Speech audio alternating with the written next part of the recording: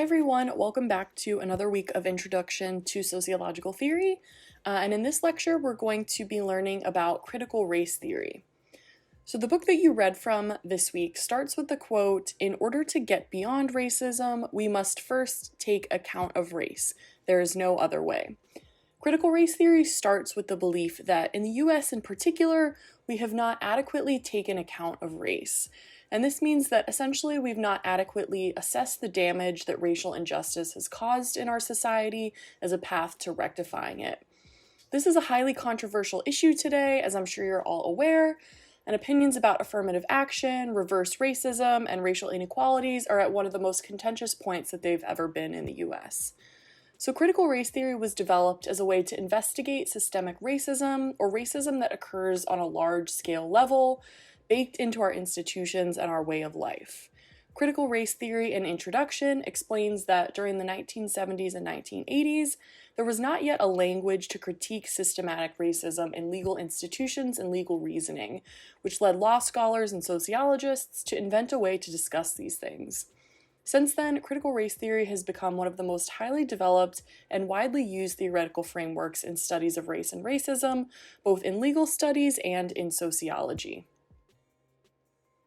The authors defined critical race theory as a collection of activists and scholars interested in studying and transforming the relationship among race, racism, and power. So like many other theorists that we've learned about this semester, it's interested with changing society, not just studying it. The purpose of critical race theory is not simply to understand racism or to analyze race relations, but to radically transform racist power structures and institutions. The book explains that, unlike traditional civil rights, which embraces incrementalism and step-by-step progress, critical race theory questions the very foundations of the liberal order, including equality theory, legal reasoning, Enlightenment rationalism, and neutral principles of constitutional law. These ideologies overall argue for rational debate that leads to incremental change using liberalism, which can be defined as the belief in the right of an individual person to pursue life, liberty, and property as the best method for achieving racial justice. So before we get deeper into critical race theory, I wanted to include this graph that shows the timeline of the beginning of American slavery, and then its official endpoint, and then the period of segregation and its endpoint up until post-segregation, just to kind of illustrate the longevity of American slavery, as well as that period of segregation, and when looking at the larger picture, how small this period of post-segregation really is in comparison to the very long, vast legacy of American slavery. So moving on to the founding of critical race theory, DERRICK Bell is considered to be critical race theory's intellectual founder. Although there were multiple founders, he's kind of considered to be the main founder. Bell was an American lawyer, professor, and civil rights activist, and he became the first tenured African-American professor of law at Harvard Law School in 1971. He was born in the Hill District of Pittsburgh in 1930 and was the eldest of 4 children and born to a working-class family. He was offered a scholarship to Lincoln University, however, he couldn't attend due to lack of financial aid, so he received a bachelor's from Duquesne University in 1952 before enlisting in the Duquesne Reserve Officers Training Corps. He later served as an Air Force officer for 2 years, and in 1957, he received an LLB from the University of Pittsburgh School of Law, and Bell was the only Black graduate of his class. Bell's first law faculty position, beginning in 1967, was at the USC Gould School of Law at the University of Southern California, and in 1969, with the help of protests from Black Harvard Law School students for a minority faculty member, Bell was hired to teach as a lecturer. At Harvard, he established a new course in civil rights law and published several law review and multiple books using a lens to examine racism. Bell raised questions about civil rights advocacy approaches, partially stemming from frustrations in his own experiences as a lawyer. He was a visiting professor at New York University School of Law from 1991 until his death. Other key figures in the development of critical race theory included Alan Freeman, Richard Delgado, Kimberly Crenshaw, Patricia Williams, Charles Lawrence, and Maria Matsuda. Bell is arguably the most influential source of critique of traditional civil rights discourse. His critique represented a challenge to the dominant liberal and conservative position on civil rights, race, and the law. The basic tenets of critical race theory are difficult to identify as the framework has become so large that scholars hold different perspectives. But for the most part, we can say that critical race theory has 6 tenets. First, racism is ordinary, not aberrational. Second, white supremacy serves important purposes. Third, race is socially constructed. Fourth, racialization occurs as the dominant society racializes different minority groups at different times. Fifth, intersectionality and anti-essentialism. And sixth, the voice of color thesis. First, racism is ordinary, not aberrational, means that rather than constructing racism as something that's abnormal, it starts with the basic assumption that racism is very much so the normal standard in society. This point is important to social scientists in particular because we're often interested in what's normal or common in society, rather than what's a fluke or what does not often occur. This also makes racism difficult to address or cure. Colorblind racism and ideas about equality, such as those expressed in oppositional statements toward affirmative action, cannot solve any but the most blatant forms of racism. Colorblind racism exists when we fail to recognize these systemic and unconscious biases. Psychologist Beverly Daniel Tatum argues that in fact, we live in a color-silent country rather than a color-blind society. But recognizing when and where racism occurs is actually an important step in becoming less racist. To use an analogy, if you were to ask a fish what they think of water, they would ask, "What's water?" Because racism is so steeped in our institutions, our culture, our language, and every aspect of our lives, it can be both difficult and deeply uncomfortable to identify. Second, white supremacy serves important purposes. Interest convergence or material determinism are additional ways of explaining how racism and white supremacy have been so successful because they serve multiple purposes and benefit multiple groups, white elites and the white working class.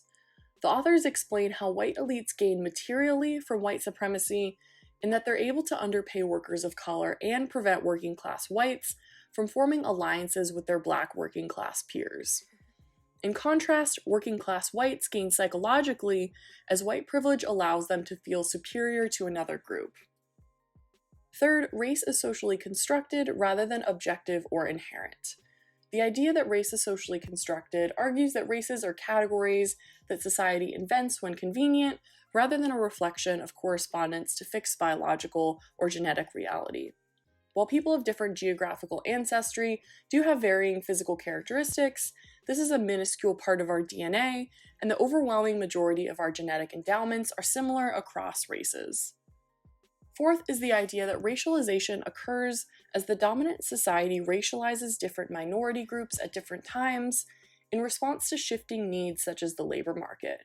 For example, at various points in history, Mexican or Japanese or Black workers have been needed as labor in the US, whereas at other times they were not needed. During the times that they were not needed, they were heavily stigmatized and outcast. So the dominant society rotates different marginalized groups to use as labor power while deeming the others as outcasts. This is reflected in media images and stereotypes of groups where their portrayal may dramatically change depending on the cultural climate at the time and the need for their labor power. Fifth are the ideas of intersectionality and anti-essentialism.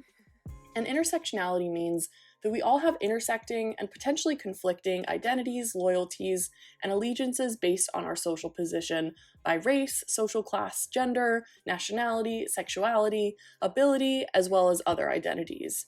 So no one has a single unitary identity.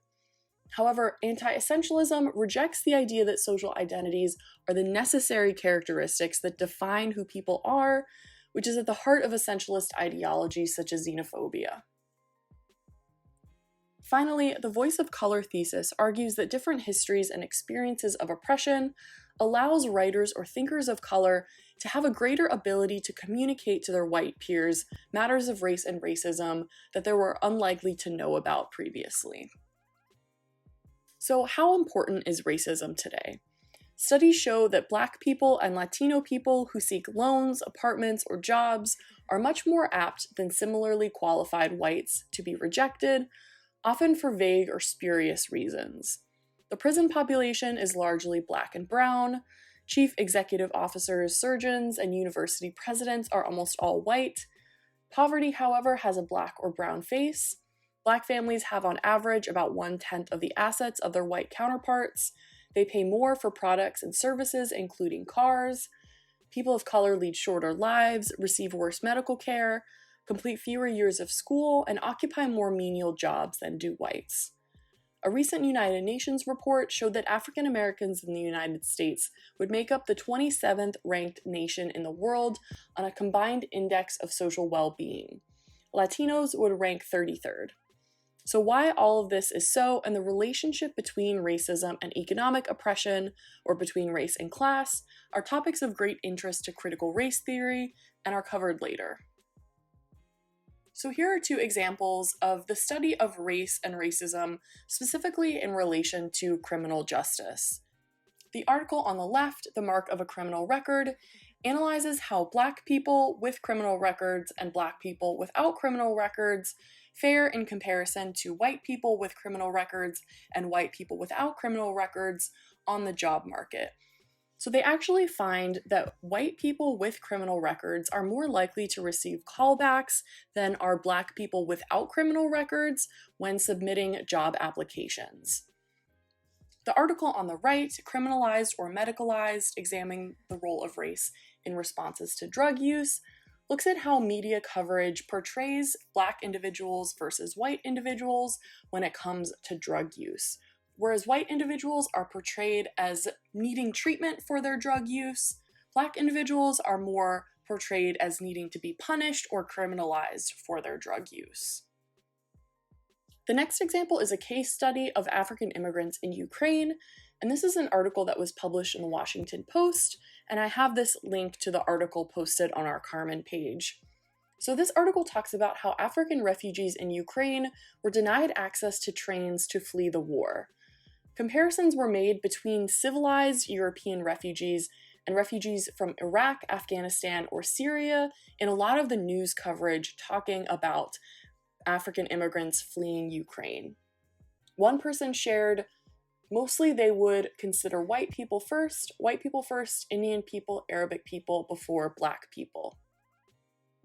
Next, we'll discuss the hallmark critical race theory themes. So chapter 2 begins with a thought experiment where you imagine that the world was rid of sexism, racism, or classism, and to think about whether that would eradicate those systems of oppression. Some critical race theorists argue that while some degree of oppression would decrease, it would not completely be eradicated. Talking specifically about racism, they argue that racism is too ingrained in institutions for us to simply look at eradicating individual prejudice as a way to get rid of racism. Others, on the other hand, argue that it would solve racism. At the beginning of chapter 2, the authors pose a dilemma within critical race theory regarding the polarization between idealists and realists. Whereas the idealists believe that since race is a social construction, it can be remedied by changing the images, attitudes, feelings, and social teachings surrounding race and society, realists believe that racism is deeper than attitudes or feelings. It's deeply rooted to the economic and social interests of certain groups who will not easily give up their power. Realists, also known as economic determinists, look at how civil rights gains for marginalized groups don't happen unless there is a corresponding gain that white elites also receive for such gains. For example, DERRICK argued that Brown versus Board of Education, which was the landmark ruling that deemed racial segregation unconstitutional, was successful in 1954 after years of fighting against desegregation for years, because the US needed to placate African American servicemen who would likely not return to social vilification after having served for American democracy in the Second World War and the Korean War. This period also coincided with the Cold War, when the US was in competition with communist countries for the loyalty of underdeveloped nations, most of which were Black and brown. So uniting the Black and white members of the US was advantageous to everyone, including the white elites, as their interests converged briefly. On the other hand, today we see the turning back of rulings by the Supreme Court, such as Roe v. Wade, as well as the questioning of rulings like Brown versus Board of Education, and whether those landmark decisions should be overturned as well. The second theme is revisionist history. Revisionism is a concept that we learned about earlier in the class, where scholars re-examine America's historical record to account for marginalized groups' experiences, rather than focusing solely on the experiences of white elite men who wrote history at the time. Historical revisionism challenges orthodox views that are widely held by scholars about historical events, introduces new evidence, or reinterprets the motivations and decisions of the people involved in such historical events. Revisions of historical records can reflect new discoveries, or often in the case of critical race theory, a reinterpretation of historical events from new perspectives or moral insights. Historical revisionism should be very explicitly separated from historical negationism, which involves the use of forged documents, attribution of false conclusions, manipulation of statistical data, or deliberate mistranslating of texts to come to an illegitimate conclusion. When done legitimately, revisionism is quite common in historical record keeping and is an important method in achieving accurate, encompassing understandings of historical events. For example, in this class, we discuss scholars who have been written out of or excused from the history of the canon. While women and people of color obviously existed at the time that earlier theorists were writing, they didn't have the structural power that granted them the ability to write about theory and to narrate historical processes, and scholars such as W.E.B. Du Bois were silenced for long after they did write on social issues due to racial discrimination. Part of historical revisionism from the perspective of critical race theory is bringing those perspectives and voices to historical accounts that were written by white elite men as a way to fact-check and potentially challenge the storyline that's purported. Another example of this is our understanding of Thanksgiving in the US, which was developed from the perspective of white colonizers rather than the perspective of Native Americans, who wouldn't see our holiday nor the inaccurate portrayal of the historic event as much cause to celebrate. The third theme is critique of liberalism.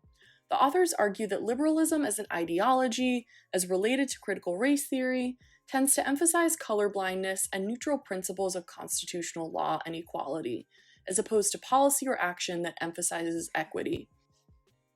Abstract liberalism is an ideology that involves using ideas associated with political liberalism, meaning equal opportunity, the idea that force should not be used to achieve social policy, etc., and economic liberalism, meaning choice, individualism, and the free market, in an abstract manner to explain racial matters. So what does that mean? Essentially, upholding ideals of meritocracy, equal opportunity, and the invisible hand of the market, while appearing to be neutral, reasonable, or moral, actually fail to recognize very real barriers and inequalities present in our society. Liberalism as it relates to race can be seen when we support the idea that it's wrong for the law to account in any way for race, and that ignoring race by implementing race-neutral laws is the best way to address racial inequality. Critical race theorists argue that colorblindness and the promotion of equality by liberalism is a superficial and inadequate solution. They argue that individual rights alienate and further separate groups, rather than encourage the formation of close bonds and respectful communities. Once legislation is passed that affords a certain group rights, little change comes about as bureaucratic delays, obstruction, or lack of implementation halts progress. Meanwhile, those who lauded such civil rights, such as white allies, do not realize that such legislation was ineffective and go on their merry way to some other issue. So critical race theorists argue that only aggressive, color-conscious efforts will change the way things are and ameliorate misery. Colorblindness did not really take hold as a national buzzword until the late 1960s. During the tumult of the civil rights movement in the 1960s, Southern conservatives who opposed the movement began co-opting the language of civil rights leaders as a way to make their own racist rhetoric more publicly palatable. One of the leaders in this conservative movement was the journalist James Kilpatrick, and in his biography of Kilpatrick, historian William P. Hustwit showed how Kilpatrick twisted the words of Dr. Martin Luther King Jr. to argue that colorblindness should be an American ideal. In Kilpatrick's version of colorblindness, Americans shouldn't be judged on their race, but only on their merits and qualifications. Of course, because of the legacy of slavery and Jim Crow, the qualifications of white people at the time were, on the whole, significantly higher than those of people of color. Kilpatrick's ideas became a foundational element of conservative opposition to affirmative action initiatives in the 1970s, and this sowed the seeds for the emergence of the idea that reverse racism was the real racial issue in American society. In an influential book titled Affirmative Discrimination, Ethnic Inequality and Public Policy, sociologist Nathan Glazer used the idea of colorblindness in 1975 to argue that affirmative action was in fact reverse racism and that emphasizing group rights rather than individual rights was destructive of harmonious relations among the races. Similar objections are commonly used today to oppose diversity and inclusion initiatives of all kinds. A contemporary example is the recently released Marvel superhero film Black Panther, which had a nearly all-black cast, and was attacked on the film review site Rotten Tomatoes and on Twitter by people calling the film racist for its quote-unquote exclusion of white actors. A significant achievement in colorblindness scholarship has been debunking the idea that racial reproduction rests on intentional, malevolent, or politically conservative white actors. For example, Nancy DiTommaso locates ways that contemporary racial inequality is driven without racism, specifically by unquestioned in-group favoritism. For example, passing jobs through racially homogenous networks, rather than calculated out-group discrimination. The fourth theme is structural determinism. The authors end Chapter 2 with a discussion of the complexity of what we call racism, pointing out that racism encompasses so many things: intentional racism, unintentional racism, unconscious racism, institutional racism, racism that's bound up with homophobia or sexism, racism that takes the form of indifference, and white privilege, to name just a few. They use the example of the Inuit, who have 26 words for different kinds of snow, or a writer who has a vocabulary of 300 words. The writer wouldn't be able to explain certain aspects of life, and similarly, structural determinism argues that our systems cannot right wrongs, such as racism, that are not within their vocabulary. So if we can't distinguish between structural racism and individual racism, we can't move forward to dismantle it. There are three forms that structural determinism takes, as outlined in the chapter: tools of thought and the dilemma of law reform, the empathic fallacy, and serving two masters. Using the legal realm as an example, Tools of Thought and the Dilemma of Law Reform emphasizes how the tools to adequately assess and dismantle racist systems are not at our disposal, because the systems are slow to adopt them, and possibly incapable of adopting them. The example that the book gives is that members of the US House and Senate had been trying to make lynching a federal crime since 1900. However, it wasn't until 2020, 120 years later, that lynching was added to the US Criminal Code. Our institutions are slow to change, and structural determinists argue incapable of dismantling a system that it was built to uphold. Second is the empathic fallacy. This is the idea that one can use words, or specifically empathy, to undo the meanings that others attach to harmful racist words and stereotypes. That we can change the narrative of racism by offering another to take its place, and that this will solve it. This reflects the marketplace model, where notions of common humanity, decency, and rationality are thought to prevail against ideological forces like racism, sexism, classism, and other prejudices. One key issue with this logic is that empathy is not as easily cultivated in our daily lives as the empathic fallacy suggests. In order to develop empathy, we must be able to relate to people that we see as similar to ourselves. For example, studies find that people who attended racially diverse schools from a young age are more likely to have cross-racial friendships, be less likely to stereotype people who look differently from them, and see themselves as similar to others regardless of race. However, in our daily lives, most of us largely converse with and read materials written by people who are similar to us. We develop narratives made up of terms, preconceptions, social scripts, and understandings that we use to make sense of the world. And when presented with new narratives, we use our old narratives to come to conclusions and make judgments. Furthermore, it's been proven that new social scripts do not readily replace our old ones. Changes to our psychological preconceptions and understandings take time. Finally, our legal system is set up in such a way that it presents challenges when trying to litigate a case. This is a very legal framework, so I'm not going to spend too much time on it in this lecture. But basically, this means that a lawyer may want to pursue one route, but their client wants to pursue another. However, the lawyer needs the client in order to litigate a law reform case, and if they can't find a flesh and blood client to serve that need, they're unable to bring forth that remedy.